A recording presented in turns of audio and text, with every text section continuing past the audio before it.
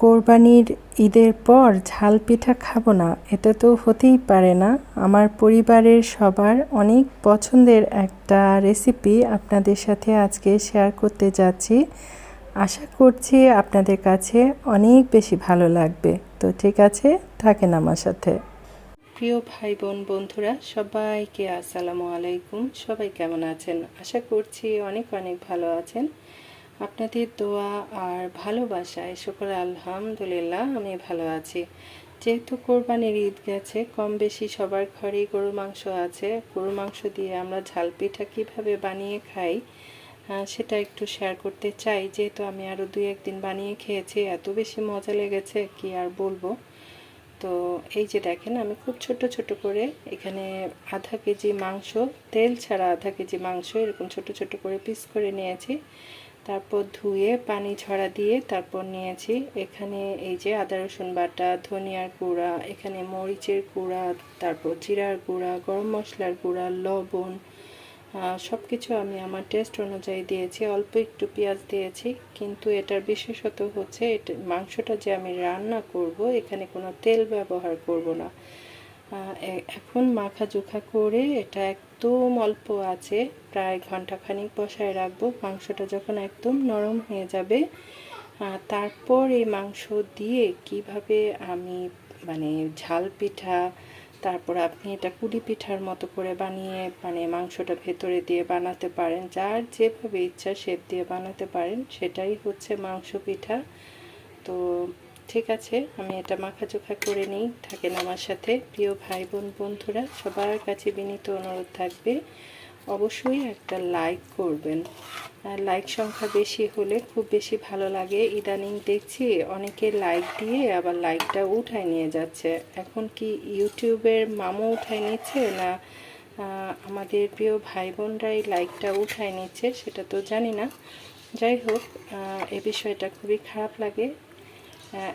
একবার দেখলাম যে এতগুলা লাইক পড়েছে, আবার দেখলাম যে লাইকগুলা উঠে গিয়েছে, এই আর কি।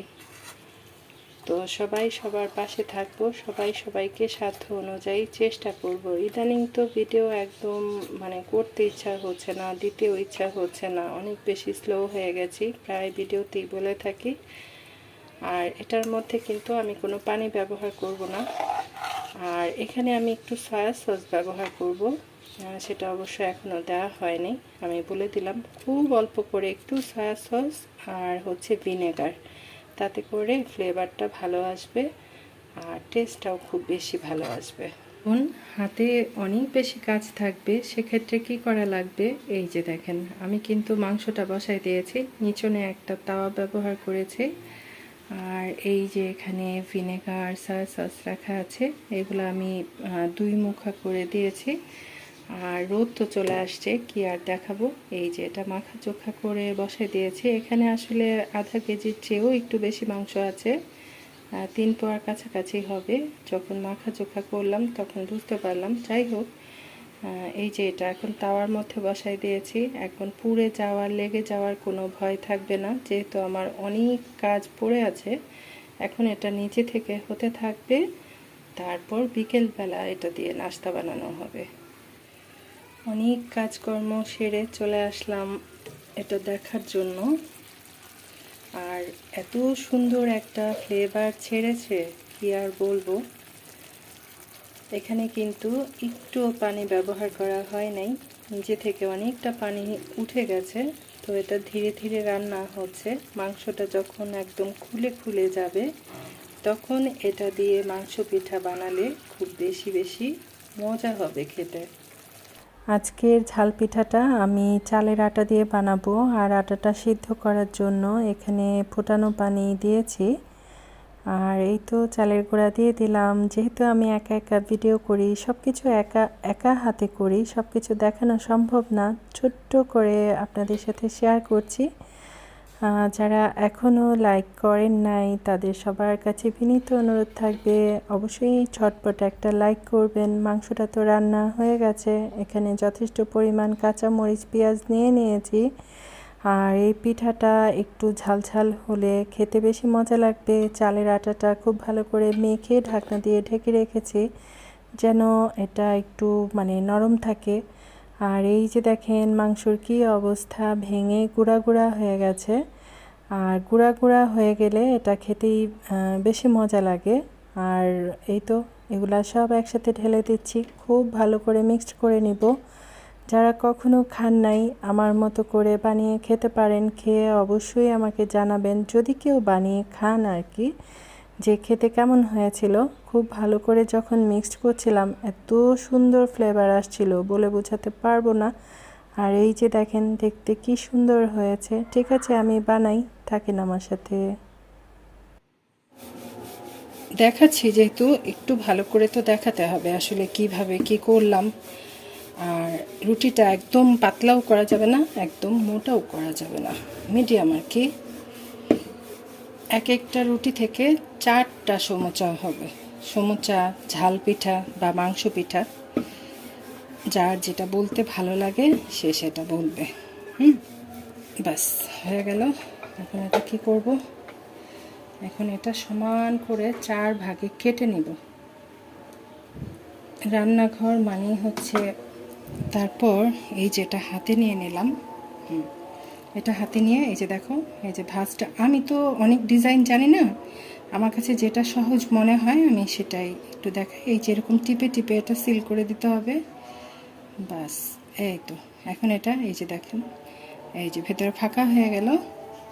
এখন কি করব, এই যে এখান থেকে মাংস পিঠা বানানোর যে পুরটা আমি রেডি করে রেখেছি,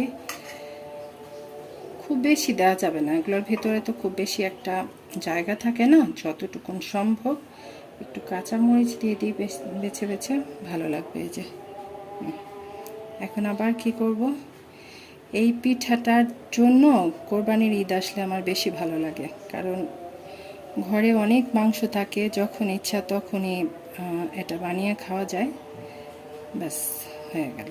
এই যে এইভাবে আরেকটা করে দেখাবো। এই যে এখানে এগুলা বানায় রেখেছি, এই যে কি সুন্দর হয়েছে না।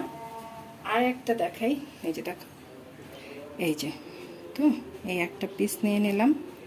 এখন কি করব, এখান থেকে এভাবে একদম সহজ, আমি সোজা বাঙাল মানুষ, আমার ডিজাইনটাও একদম সোজা বানাই। অনেকে অনেক রকম ডিজাইন দিয়ে বানায়, রোল বানাতে পারি, লম্বা শেপটা দিতে পারি। আর এই ঝাল পিঠাটা কাঁচামরিচ, পেঁয়াজ এগুলো একটু বেশি বেশি হলেই খেতে বেশি মজা লাগে। কার পছন্দ এগুলা? তোমার। আমার না? ভালোই বলেছ। আমারও। তো এটা একটু বেশি ভরে গেছে না, একটু টিপে টিপে দিই। মাংস পিঠাতে মাংস বেশি বেশি হলেই তো মজা। এগুলা টিপে টিপে একটু বন্ধ করে দিলেই হবে নিচের দিকে, আর দেখাবো না। তাহলে ভিডিওটা অনেক বেশি বড় হয়ে যাবে। তারপরের স্টেপ হচ্ছে শুধুমাত্র তেলে ভেজে নেওয়া। এই তো